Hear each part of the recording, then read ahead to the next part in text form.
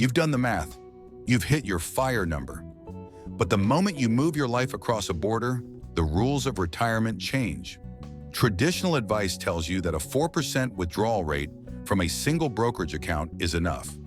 But that advice was written for people staying in one place, using one currency. When you live globally, a single bucket portfolio isn't a strategy, it's a gamble.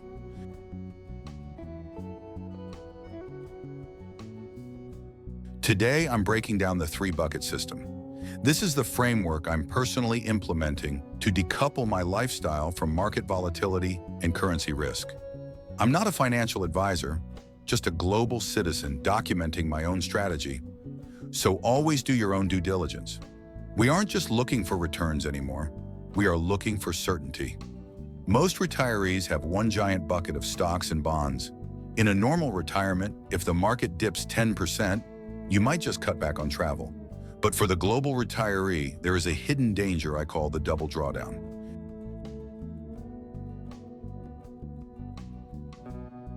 Take 2025 as a perfect example.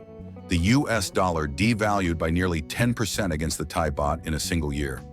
If the stock market is flat, but your currency drops 10%, your cost of living just effectively skyrocketed. You are forced to sell more of your portfolio just to buy the same amount of groceries. This is how portfolios die early. To fix this, we have to stop thinking about our money as one pile and start thinking about time horizons.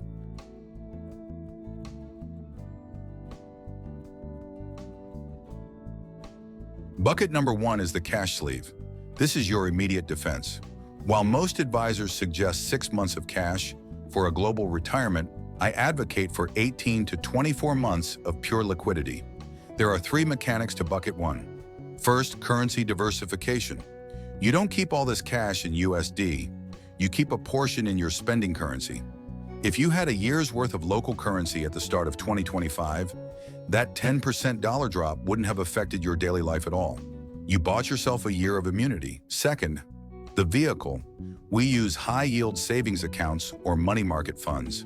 Third, the peace of mind. When the headlines scream about market crashes or currency wars, you don't panic. You simply look at bucket one and realize you are safe for the next 700 days. That is the security that allows the rest of your money to stay invested.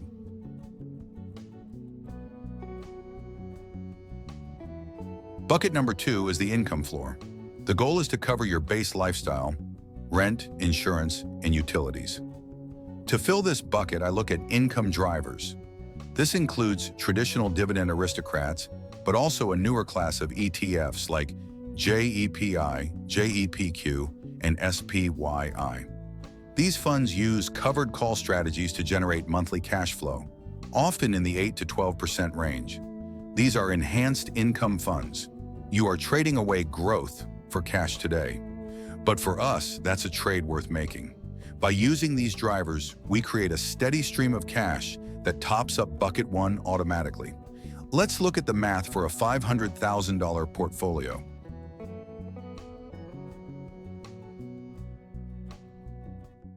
In bucket one, we put $50,000. That's roughly 2 years of a $2,000 a month lifestyle. In bucket two, we put $150,000 into income drivers. At an 8% yield, this generates $12,000 a year, covering half of your lifestyle. Finally, the remaining $300,000 goes into bucket three. See what happened? You have 2 years of cash and 50% of your expenses covered by dividends. Even if the market drops 40% tomorrow, your daily life is protected for years. That is how you eliminate the double whammy.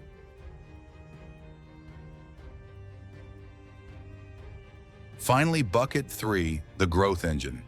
This is the part of your portfolio that works for your future self. Because buckets one and two are doing the heavy lifting, bucket three is allowed to be volatile. It can drop. It doesn't matter because you've secured your immediate future. You can let those broad market ETFs compound for 10 or 20 years, capturing the full upside of the global economy without the stress of the daily news cycle. Managing a global retirement isn't about picking the best stock. It's about building the best system. By separating your wealth into cash, income, and growth, you've built a bridge that can withstand currency swings and market crashes. I'm currently finalizing the specific ETF percentages for my income floor. In my next video, I'll be sharing that breakdown. Which of these buckets do you find most difficult to fill? Let me know in the comments. I read them all. Hit subscribe to join the journey. I'm Kevin, and this is your Money Passport.